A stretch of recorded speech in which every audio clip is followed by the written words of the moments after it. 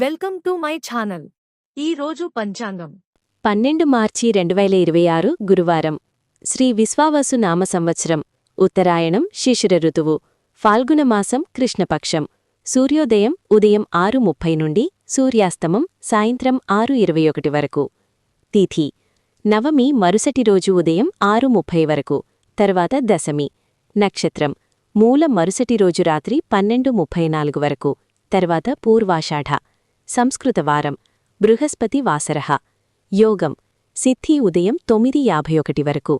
కారణం తైతుల సాయంత్రం 5:25 వరకు. గరజి మరుసటి రోజు ఉదయం 6:30 వరకు. వర్జ్యం ఉదయం 6:54 నుండి ఉదయం 8:41 వరకు. దుర్ముహూర్తం ఉదయం 10:27 నుండి ఉదయం 11:14 వరకు.